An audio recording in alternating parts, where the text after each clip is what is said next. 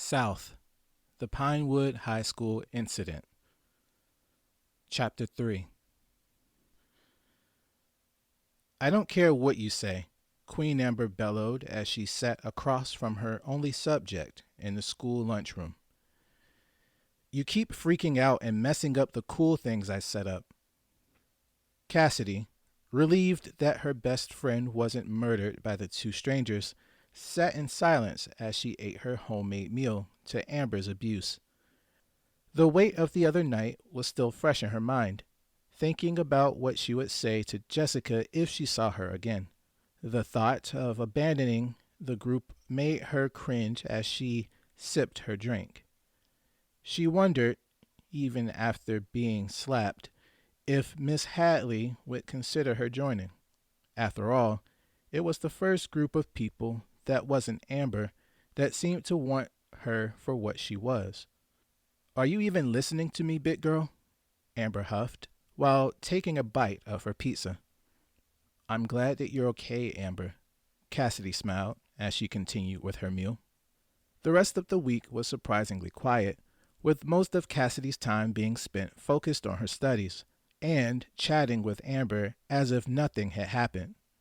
She was accomplishing what she had set out to do since the start of the school year, that being to complete the year without any incident, and she was beginning to feel confident. As she was wrapping up yet another day in Mr. Bradley's math class, she took a moment to glance at her phone, a message from Amber demanding her immediate attention. Hey girl, going to a party tomorrow night. Cassidy read the message as if she could hear her best friend speaking it. You're coming with, so let's go shopping at Stacy's.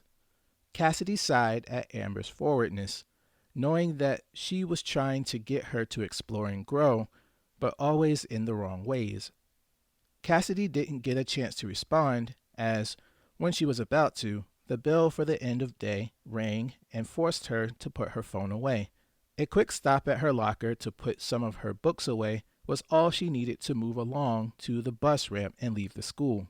When she got to the ramp and approached her bus, however, she was approached by the one person she would not have expected. Jessica. Cass, wait up, the fitness model called out as she walked quickly to Cassidy. Cassidy felt her heart begin to speed up as she viewed the girl approaching her. She didn't know what to say, thinking back to the other evening. She told herself that she wouldn't say anything about it to anyone, as, even if she did, what would be the point of angering every popular girl at the school over a simple slap and some hyperventilation? Cassidy tried her best to girdle herself for any ridicule she was about to endure by slumping her shoulders and taking a step back to ready herself for an all-out sprint for her life. Cass, I was trying to catch you the whole week. Jessica's sincerity made Cassidy begin to question her defensive measures. I guess Penny was right. You really are like a cat. I was trying to see if you were okay since, you know. Cassidy didn't know how to answer that, and as she looked at Jessica's face, she thought that she could see her wondering the same. Jessica stood before her with an indifference that seemed to convey acceptance, but she couldn't tell which. She gave a slight smile as she waited for Cassidy to answer for her transgression, and she wondered how long the girl would wait for a response. She racked her brain to come up with an excuse to give her, wondering if there was something that she could say that would make the girl and her guilt go away. When she couldn't think of anything else, Cassidy gave in to her sheepish nature and shook her head. Hey, don't sweat it, okay? Jessica sounded as though she was realizing that she got herself into a bit of a mess. Listen, I know what happened the other night was pretty trippy, but we aren't like movie witches, Cass. I know, Cassidy said as awkwardly as possible. The two girls stood near each other for a moment, and it had seemed as though her pursuer would grow bored and move on to another project. At least that's what Cassidy had hoped. It was one thing for her and Amber to be friends. The wild blonde-haired girl was as reckless as Cassidy was shy, and they made it work. She could see nothing but trouble coming from someone as put together as Jessica. Of all the kids in Pinewood High School, from every background and social status, it was her that Jessica laid her eyes on. The silence between them came to an end as the engines to the buses began to start up as if they were about to race each other. "Here, Cass," Jessica said as she reached into a leather handbag that matched her so well Cassidy didn't even notice it. "Take my number so we can talk, okay?" "Okay," Cassidy reacted, pulling out her phone and going through the motions without thinking twice about it. Cassidy typed the girl's number into her phone and sent her a text with her name attached. "Cool, I'll hit you up later, okay?" Jessica said as she walked away from the buses towards the student parking lot. Cassidy stood and watched her walk away before taking a look at the number she had taken from the popular girl. She tried to ponder why Jessica was trying so hard to have a conversation with her, but was stopped short of her thoughts when the buses began to pull off. She quickly boarded her bus, got to her seat, and stared out of the window as she had done countless times before. The students that were on the bus with her were filled with excitement over the prospect of doing things over the weekend, but Cassidy's indifference began to turn into caution, wondering what the weekend had in store for her. When Cassidy made it to her bus stop and began to walk home, the uneasy feeling that festered in her mind since leaving the school seemed to grow with each step she took. Her thoughts began to fly around what had happened to her at the Coven's meeting, and why one of their members would continue to deal with her despite witnessing her reactions to it. She then thought about her best friend and the trouble that she was trying to put Cassidy into.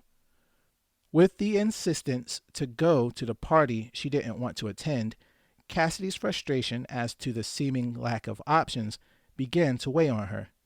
As she gripped the door handle to her house, she pushed the door out of her way, and a good question entered her mind. Why won't these people leave me alone? Inside of the house, a sweet scent of lavender filled the dark interior. As she took off her shoes and dropped her keys at the key rack nearby, she removed her backpack and prepared to go upstairs when she noticed the sound of laughter coming from the kitchen. She decided to make a detour and walk towards the source of the noise, stopping when she reached the threshold to the kitchen. There, seated at the bar with a drink in his hand, was Arthur, talking with their mother and smiling as he listened to her. "Cassidy," she heard her mother call before actually looking at her. "Welcome home, sweetheart." The enthusiasm her mother spoke in took Cassidy by surprise, more so than the fact that the two were sitting in the same space without a single raised voice or broken glass. Arthur nodded to her as he took another swig of his drink, which didn't seem to be alcoholic, but she couldn't tell. She had almost felt reluctant to speak, lest she ruin the perfect moment playing out before her. "Hey, Mom," she held back. "Arthur, what's going on?" "We were talking about how we wanted to decorate, and I came up with some good ideas that we're going to try." Her mom began to speed through her speech. "We were talking about putting up lights like we did for the holidays 2 years ago. You know, the ones we put in the attic.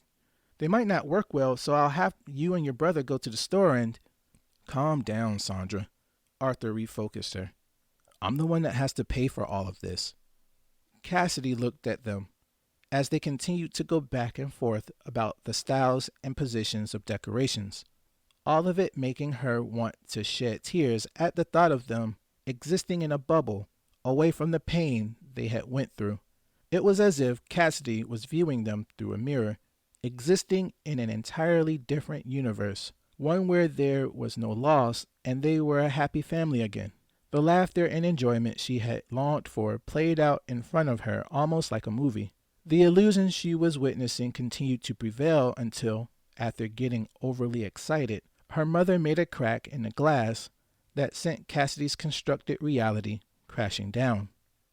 "You always try to control what I do, Mark." Sandra stopped herself too late. "No, Arthur. I'm sorry, son." Arthur didn't say anything, choosing to ignore the mistake by finishing his drink and standing up from the bar. He turned to his family and nodded with indifference before walking away and up the stairs to his room. Cassidy looked on at her mother, who, realizing the weight of what she had said, buried her head into her arms and began to cry. Cassidy took that as a cue to walk away and go to her room as well, the atmosphere of the home returning to the miserable state it was supposed to be in. Later that night, Cassidy emerged from her room, after spending an unreasonable amount of time on Hunter, to grab something to eat. As she did, she managed to cross paths with her brother again, and thought about how rare that had been as he acknowledged her presence. She looked at the way he was standing to see if he was drinking yet, but the smell clued her in before the stance did. He shuffled up to her close enough to allow her the misfortune of smelling his breath, and wondered if he was going to behave. "I wasn't mad at Mom earlier," he slurred. "It just caught me by surprise, you know." "Yeah," Cassidy tried to remain neutral to the drama. "I was going to head out for a bit." He made Cassidy uncomfortable at the thought. "Did you need anything?" She didn't want to make him mad again. The thought of him charging at her like before made her stomach tighten. But she didn't want him to get himself hurt, or worse, someone else. With a feigned smile, Cassidy made up in her mind that she would be the older sibling that night, and made sure that Arthur stayed home. She walked with him as he got to the key rack and made a decisive move to hide his keys. "Hey, Arthur, where did you put your phone?" she asked, as if he didn't actually have it.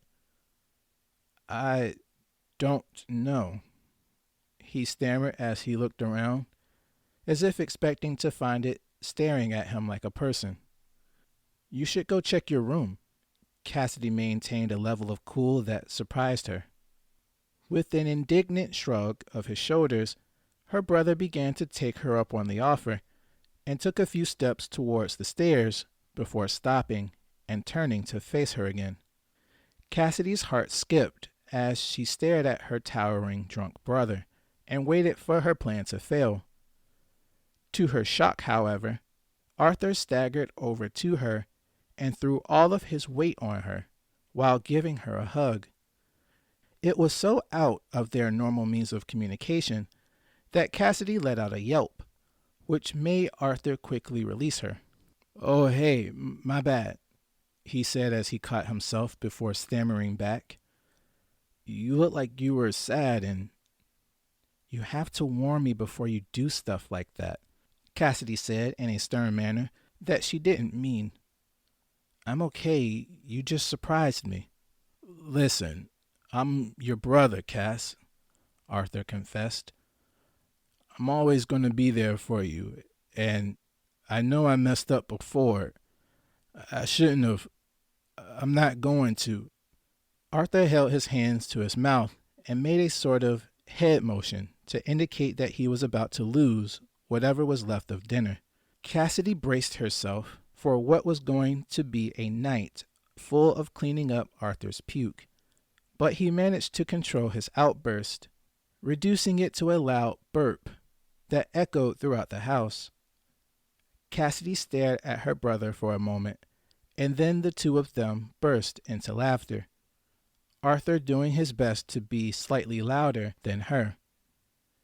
She was ready to tell him to lower his roaring, as to not wake up their mother when, as she calmed down herself, she witnessed her brother cry. The sudden shift in his demeanor took her aback, as she watched him fall back onto the stairs and weep into his large hands. Cassidy snapped herself out of her confusion and made her way over to her brother's side to comfort him. She met him on the stairs and placed her arm over him while leaning into his hunched back. They remained that way for some time until, when his sniffling was finished, he stood up and gave another bear hug to his small sister before going to his room. Cassidy waited a moment before going up the stairs, But when she did, she decided to peep into Arthur's room and smiled a little when she saw him passed out on his bed. What a big baby, she familiarized. She made her way to her bathroom to take her medication and to prepare for bed.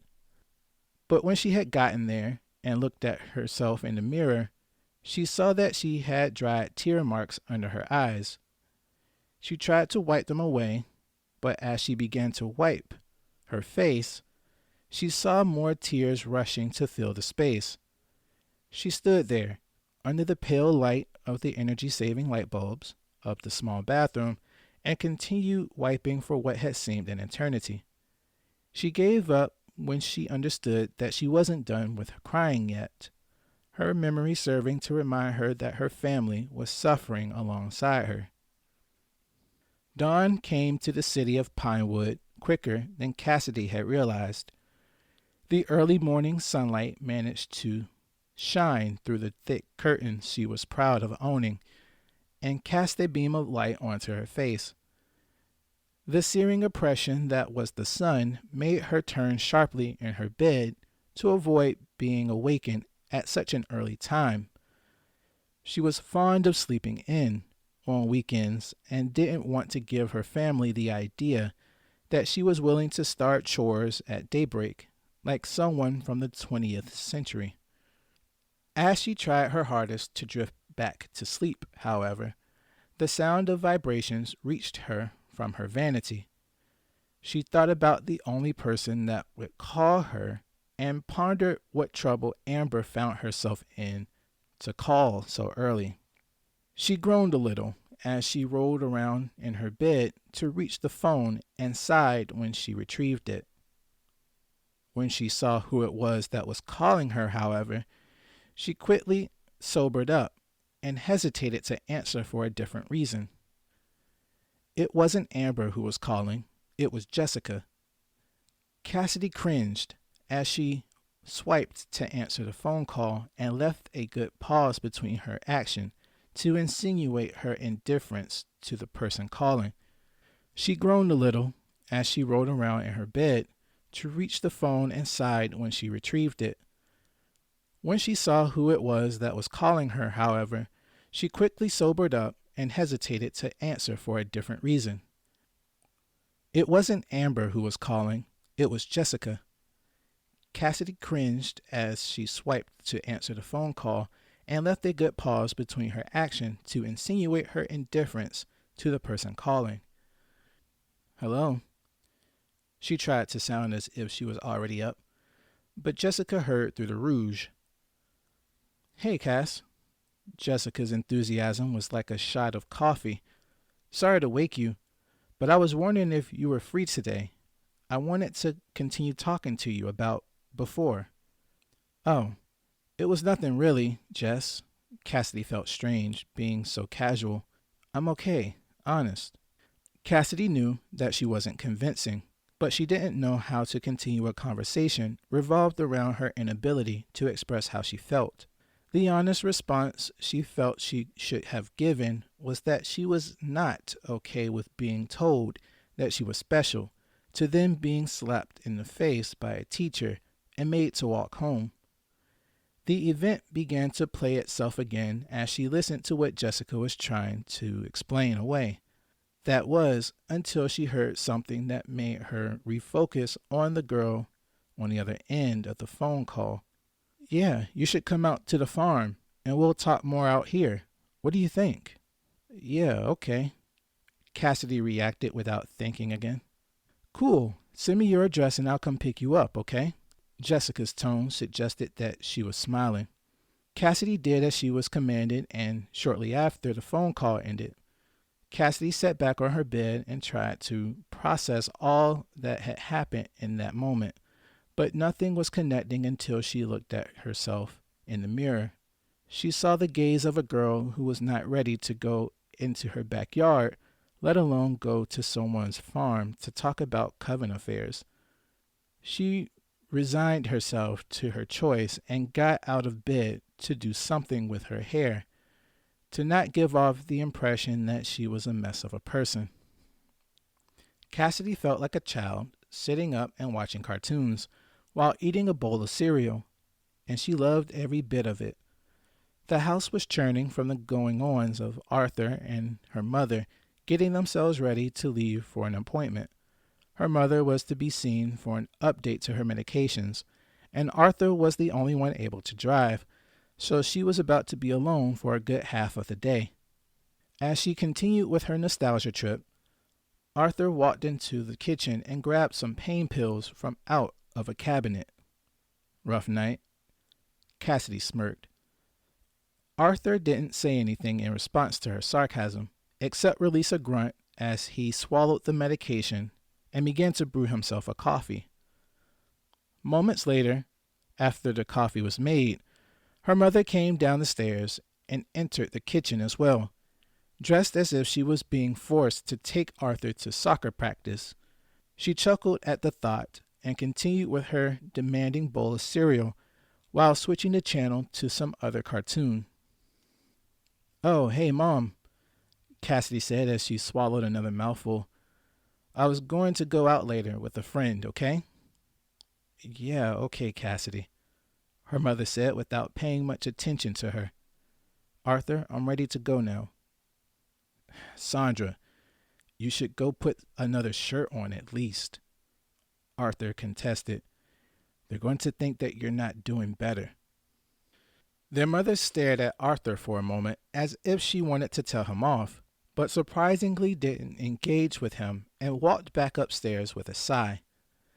Cassidy wanted to let Arthur know how harsh he seemed, but when she looked at him, she could see that he understood that he messed up, taking a look at his coffee with a sigh before taking a slower sip. It didn't take long for her mother to find another shirt and to put it on, as when Cassidy had begun to get into another episode of her cartoon, they were leaving out of the door and locking her in. The rest of Cassidy's morning was simple and easy with sugary foods and cartoons, only paused by bathroom breaks. It was nearing 12 o'clock when Cassidy received a message from Amber asking about going for some last-minute shopping before the party. Cassidy was about to respond to her, but then stopped herself, her promise to Jessica influencing her to ignore the rambunctious blonde. The time that her and Jessica had agreed upon was rapidly approaching. Cassidy was so eager to have the popular girl coming to get her that she had abandoned the cartoons and, instead, spent the remainder of her time grooming herself. She had gotten through the majority of her task, but paused when she got to rebandaging her wound. She wondered what Jessica had thought about her after learning about her situation, her imagination making her shudder as she finished the task and forced a long-sleeved shirt over the intrusion. Despite feeling as though time was escaping, she found herself finished with preparing for her outing, the whole affair feeling as though she were readying herself for an actual date. It was about 2 o'clock when Jessica arrived, driving in a car that Cassidy knew she'd never afford. She had almost felt ashamed that she was being picked up from her house, commenting on how used to luxury the farm girl must be, but she decided to ignore her cynicism for the moment and allowed herself to be excited as she shut and locked the door to the old home. "Hey, Cass, ready to go?" An eager voice radiated from the interior of the expensive vehicle. "Yeah, I'm coming," Cassidy smiled. Even the act of walking up to the expensive car was a luxury Cassidy never would have dreamed she would be experiencing. The white sedan beamed under the early October sky, like the light of a lighthouse guiding her in the fog of a mediocre life. Cassidy managed to get over her initial shock and entered the car, which sported a black leather interior and extended sunroof, to which she was presented with two things: the smile and greeting from a very rich girl, and heated seats that made her feel like she was in a first-class flight to Europe. "I take it that warming your seat was a good call?" Jessica asked, as her smile shifted into a slight smirk. To be honest, I still would have preferred a truck, but my dad was sold on getting me something easier. I think it's nice. Cassidy tried to be reserved. I mean, trucks are cool too. Listen, Cassidy. Jessica put on the serious tone she had exhumed when they had first met. I know that school is a drag and all, but let's just chill today, okay? Forget the drama. I just want to hang out. Cassidy didn't know how to take Jessica's blunt honesty at times. The ease at which she seemed to see the world had confused her, being further offset by her meeting with the coven. There was an obvious divide between the two girls that had made Cassidy uncomfortable in months past, and she didn't want to get too comfortable around people who could potentially hurt her at a later date. She resigned herself to her stance on the matter, but she didn't want to start her journey with the rich girl off on a defensive note. So with a nod, Cassidy agreed to Jessica's terms of non-aggression. The white car started up with a push of a button, and Jessica backed out of the driveway to begin their trip to Charleston Heights.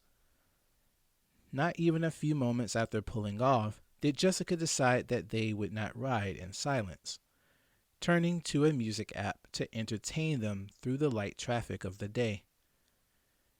A genre that Cassidy didn't listen to screamed through the speakers of Jessica's car and sharply startled her. She was going to complain to her companion, but the joy that she saw in Jessica's thrashing made her want to suffer the torturous sounds a bit longer. "Come on, Cass," shouted Jessica over the reverberations. "You have to rage or you're not doing it right."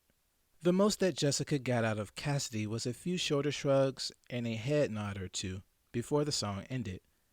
To keep the momentum from dropping, Jessica played another song that, to Cassidy's surprise, she knew well. It was the rock opening to a movie she had loved to watch with Arthur a while back, the lyrics to which she knew well. Perhaps it was the laid-back atmosphere that Jessica was promoting, or the fact that she was tired of pretending to be conservative with her emotions, but Cassidy began to do what she hadn't done since her church choir days, and sung. "Whoa," Jessica was taken by surprise. "Now we're talking." The girls continued to sing and enjoy themselves well into the drive, picking familiar tracks and singing them to each other all the way down the interstate until they reached the western outskirts of Slayton. Jessica took the off-ramp, which led into a business area with tall buildings and pricey-looking shops, to go to a nearby gas station. When they arrived, Jessica parked at a pump and went into the store to pay for her gas. Cassidy took the time to look around and saw nothing out of the ordinary, her eyes falling on a poster on a nearby wall. "Stop trafficking in its tracks," Cassidy read aloud. "Report suspicious activity when you see it." "Sure." Cassidy continued to wait for Jessica for what had seemed like an uncomfortable amount of time, until, as she maintained all of her focus on her phone, an abrupt banging at her car door kicked her heart into fifth gear. Standing directly at her side of the car was a man with multiple layers of clothes on, who looked like he hadn't washed in quite a long time. Cassidy tried to calm herself down, but began to feel sick, as the adrenaline pumping through her body made her want to run away somehow. "Hey, miss, can you help me out?" the man shouted, as honest as someone could be in his state. "I just need a few dollars to get to the bus." No, sorry." Cassidy tried to let him down easily. She didn't know if it was because of the poster or her vulnerable state, but Cassidy's feelings of terror seemed to shift to that of anger as she got a handle on her breathing. She watched as the man tossed his hands in her direction as he went to pester someone else, and wondered if that was how those trafficking cases occurred. people seeming to want something from another person as innocent as a few bucks, only to become violent and steal their victim away to some dark corner. A chill ran down her spine as her mind filled with the many ways that the interaction she just had could have gone down. So much so that she didn't notice that Jessica was finishing pumping the gas. "Hey, are you okay?" Jessica asked as she got back into the car. "You look like you've seen war. Just saw that poster about trafficking." Cassidy trailed off as Jessica's car pulled away from the gas station. "Yeah, make sure you're paying attention to the wolves, Red," Jessica said as she turned her radio back on. "You don't want to get eaten." As they pulled up to the farm, Cassidy was stunned at the gate entrance. The black automatic fence that kept the world out of Jessica's family's affairs gave such an impression that she failed to comment on the acres of land set before them. The green expanse that lay before them was marred only by the paved road that led to a very large ranch home with stone siding. It took them another few minutes to reach the roundabout at the front of the home, which had a fountain that was not turned on at its center. When Jessica had stopped the car, Cassidy was prepared to ask her if she was being pranked. "We're here," Jessica said while opening her door to step out onto the roundabout and walk to the front door of the large house. Cassidy followed Jessica's lead to the point of only getting out of the car. She couldn't help herself in looking around and marveling at the farm. There was so much space to run and be free that she had to remind herself that she was with a classmate. She grounded herself and refocused on her guide, who was opening the wooden double doors with glass panels at their center. As the doors swung open, Cassidy made sure to be present at the reveal and gasped as her gaze fell onto the foyer. "Welcome to my family's farmhouse," Jessica visibly smiled as she caught Cassidy's slack-jawed expression. "This place is—" Cassidy held her mouth as she looked up at the very large crystal chandelier suspended from the ceiling. "You really live here?" "Last I checked," Jessica chuckled as she walked further into the home. "Come on, Cass. There's more I want to show you." Cassidy followed Jessica throughout her home, being shown the many rooms and lounging areas that made up the main interior of the estate. After showing off the large kitchen and dining area, Cassidy was taken to a basement floor of the home where a full movie theater and bowling lane was recently installed, the size of which overwhelmed her greatly.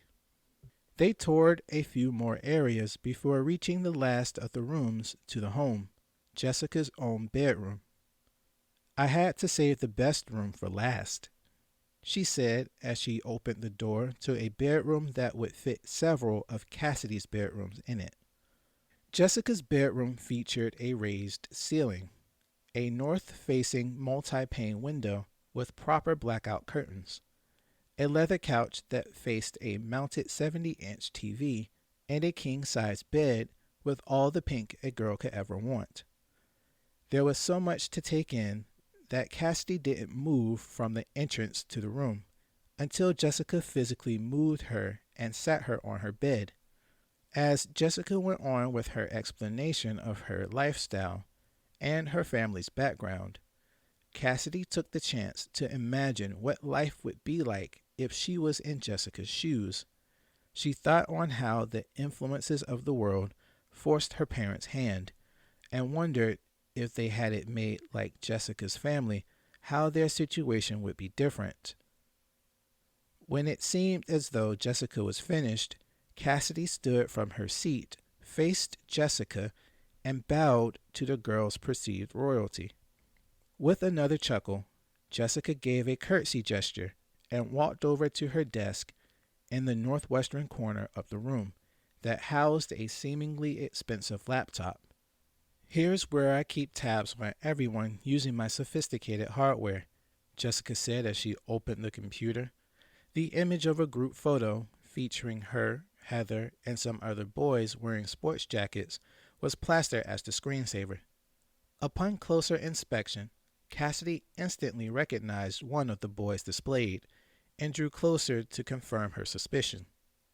James? You know James? Jessica's sudden shock made Cassidy wonder if she had said something she shouldn't have. Yeah. I just met him the other day. Instead of the ridicule Cassidy had assumed she would be facing from her, Jessica let out a quick burst of laughter before drawing closer to the confused girl. She put her hands on Cassidy's shoulders and leaned in with an inquisitive grin that seemed to separate her at the lips. Talk about a small world. Jessica's wildflower perfume lowered Cassidy's guard. This is great. You're definitely coming with us next weekend. What's happening next weekend? Cassidy wondered what she didn't get the chance to turn down. Me and the girls host an effigy burning every year, and the guys come to cook food or whatever. Jessica's explanation caused her to draw closer to Cassidy. You just gave me a mission to complete. Come on, I want to take you out to see the horses. Jessica grabbed Cassidy by the arm and led her through the maze of a home back to the entrance, stopping to show off a few art pieces before walking to the rear of the house and exiting a sliding door. They found themselves on the back patio, which overlooked the other two buildings that were on the property. One looked like a traditional barn, only longer, and the other seemed like a warehouse of some sort with a greenhouse attached. When they arrived to the stables, situated far to the right of the mansion, Jessica opened the swinging doors to the large white structure. Inside was what a person would expect to see of an animal pen, plenty of stalls for the horses, of which there were many, and many other spaces for various tools and harnesses. Cassidy allowed herself to be enthralled by the musty atmosphere, while Jessica focused her efforts in a particular direction. As Cassidy made her way slowly towards the direction Jessica had gone, she was stopped in her tracks as Jessica presented her prize mare. A golden sheen like that of honeydew seemed to radiate off of the large horse. Her well-groomed body shimmered with each step Jessica led her to take. Her large black eyes batted as she tossed her head carelessly against the reins, marring the rest of her immaculate face. From snout to tail, there was no room for critique when it came to the presentation of that magnificent beast.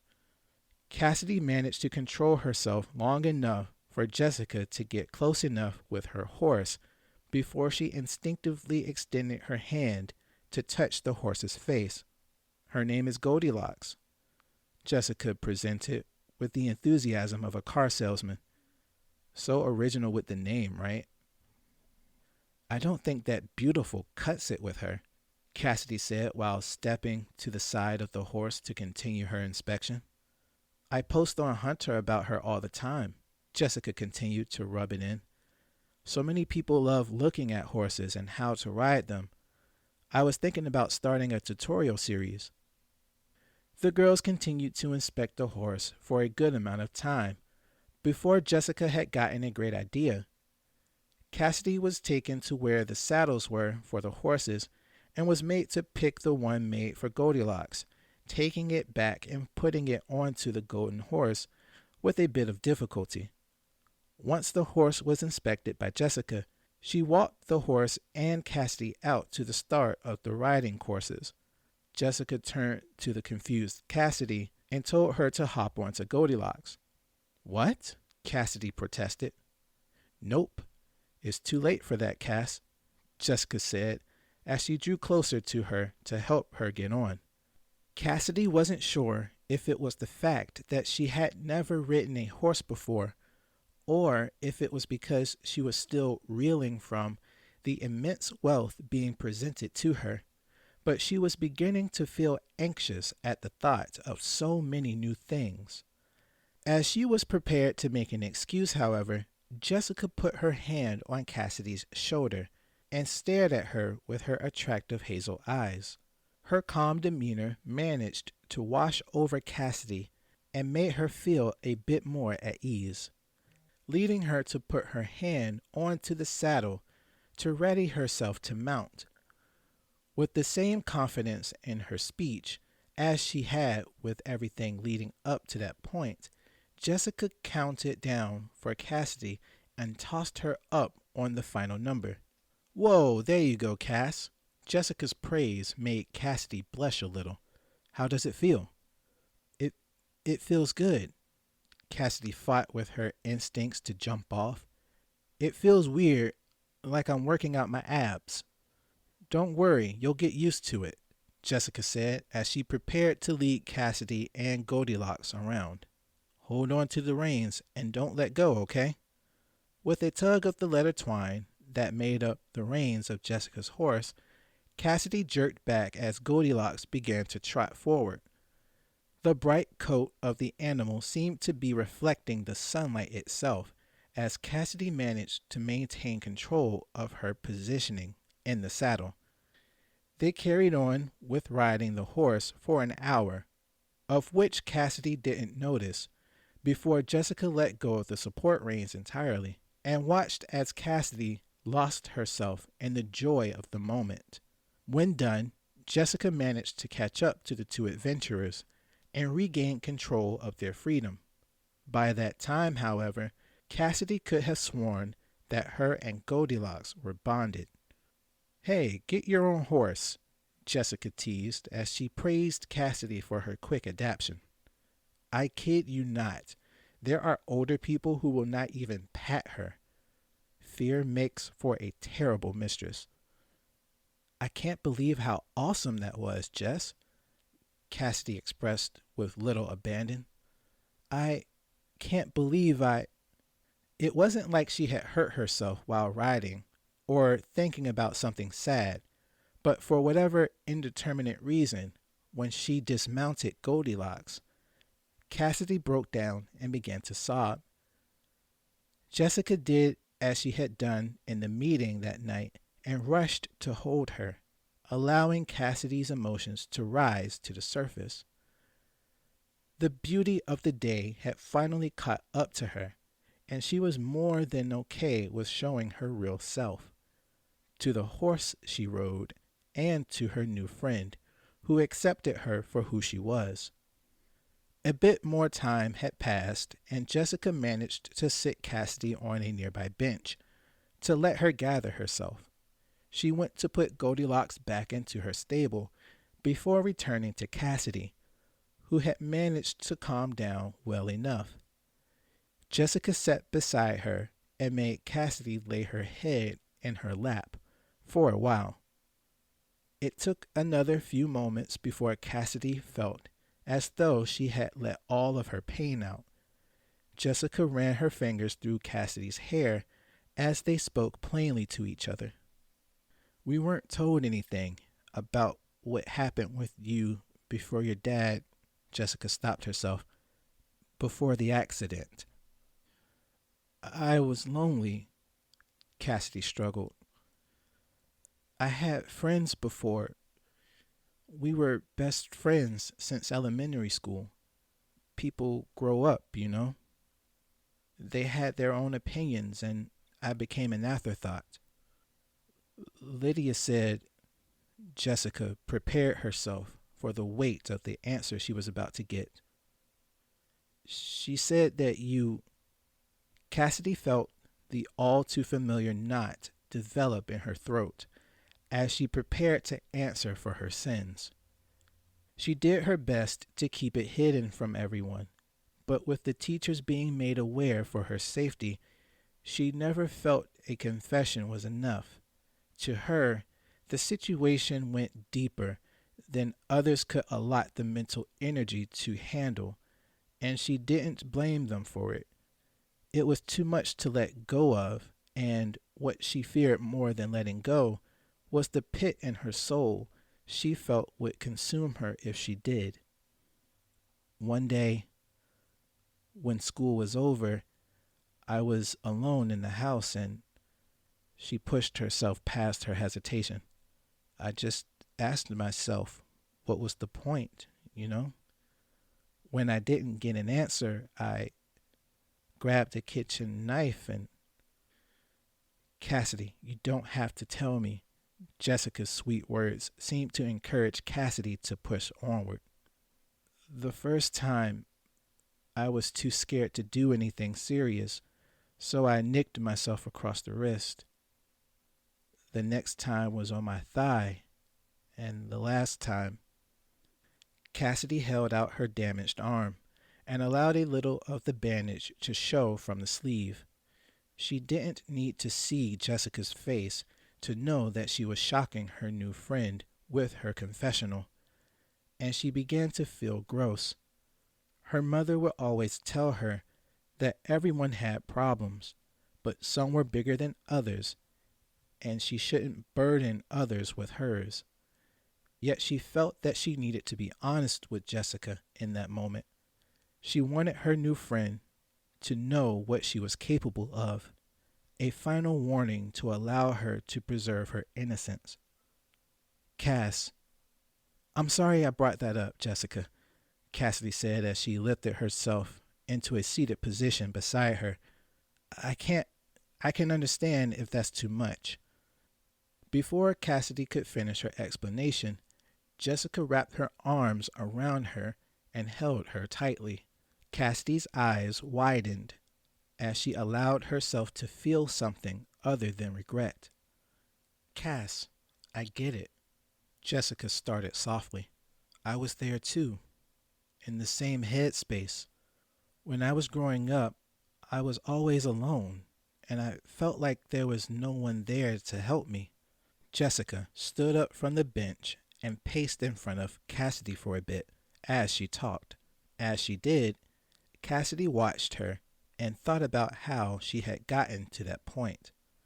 She wondered about the way Jessica had invited her to the meeting and watched over her as she fell apart. She noticed how Jessica had not tried to exploit her or make snarky remarks about her like Amber was so fond of doing, and, as if a switch had flipped in her mind, she realized that what Jessica was giving her was more than superficial. Her care was real and aimed deliberately. I attempted it 3 years ago, Jessica said in a sheepish manner that was off-brand for her. I tried to hang myself on that post above the stalls. That's when I found Miss Hadley and the coven. They helped put me back together and made me feel like I was part of the conversation. As Jessica used her sleeve to rid her face of the tears that were flowing from her, Cassidy walked over to her and embraced her unconsciously. Her unrestrained response to Jessica's confession shocked her to the point of wanting to apologize, but as she was about to pull away to do so, Jessica responded to her rash action by wrapping her arms around Cassidy as well. Cassidy felt Jessica tremble with each breath she took, the girl's silent release growing into a series of labored gasps the longer she held onto her newfound friend. Cassidy and Jessica spent the remainder of the afternoon in the living room of the mansion-like home, talking and sharing their experiences with school life until Cassidy checked her phone. To her surprise, it was getting late into the evening, and she knew that her mom would be calling her at any moment. Over the short amount of time she had spent with Jessica, she had gone from being guarded around the girl that had the power to make Amber self-conscious to feeling like the two of them were the best of friends, and she didn't want to leave.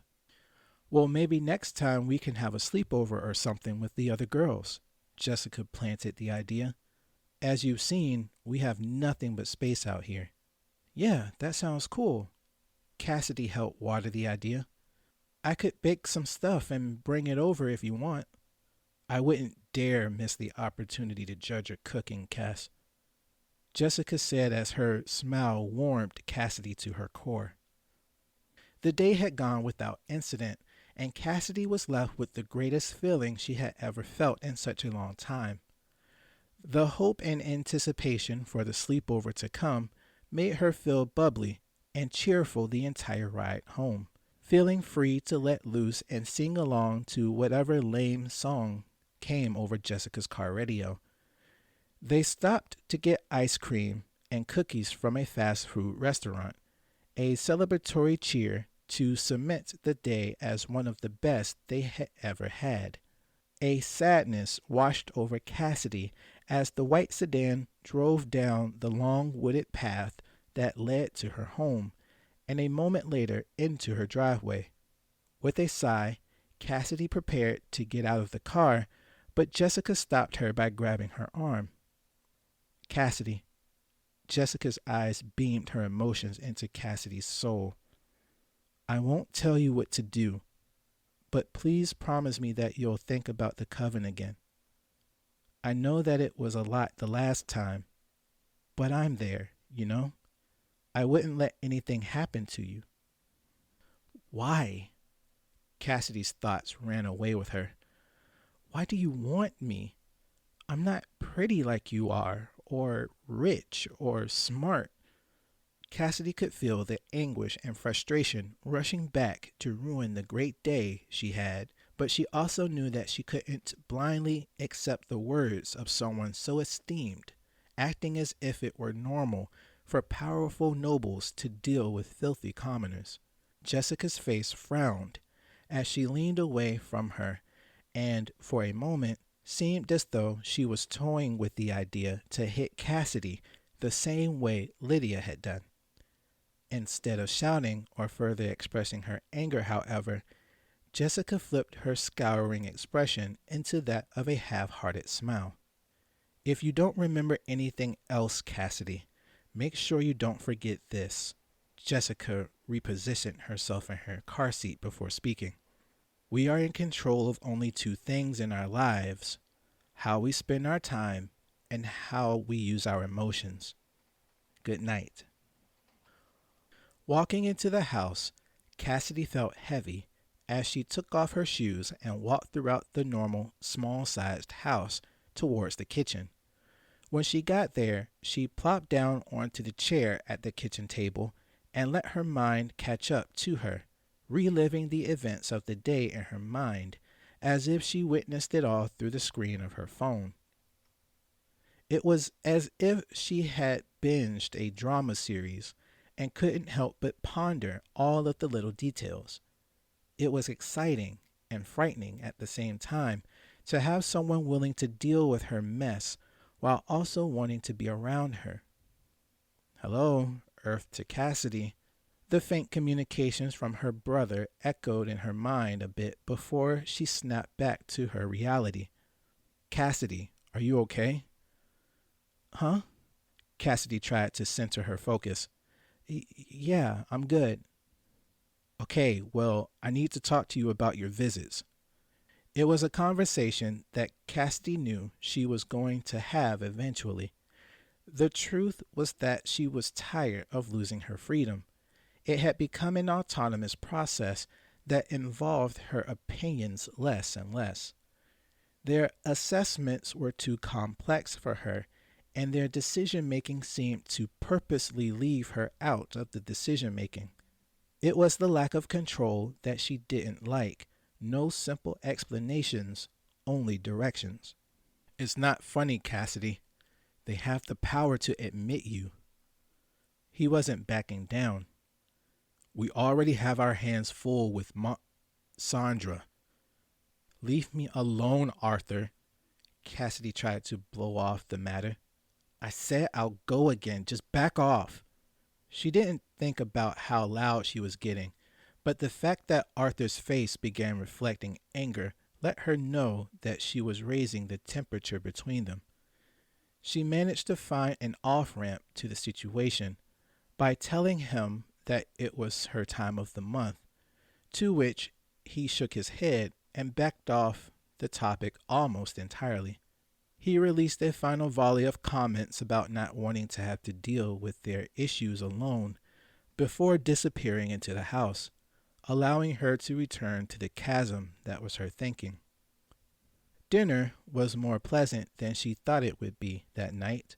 A traditional Southern meal consisting of chicken fried to a crispy golden sheen, collard greens with the right seasoning to make the eater want to eat it by itself, and mashed potatoes and gravy that were only made better by eating them with the accompanying oven baked buttermilk biscuits. It was Arthur's last meal that neither Cassidy nor their mother were fooled into believing was cooked by him, but ate nonetheless. After their bellies were full of fast food, Cassidy helped Arthur clean up, while their mother went to bed after smoking on the porch one last time. When she was almost finished with cleaning, Cassidy's phone rang. "Hello?" Cassidy answered like she always had. "Hey, girl." The loud atmosphere of wherever Amber was calling from nearly prevented Cassidy from confirming that it was her calling.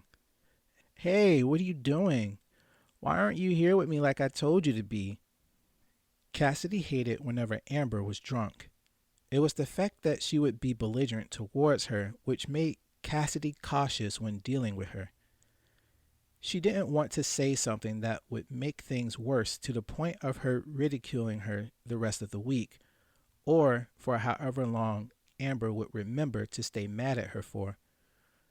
With a sigh, Cassidy prepared to baby her best friend while preparing for bed, setting her phone on speaker while she showered.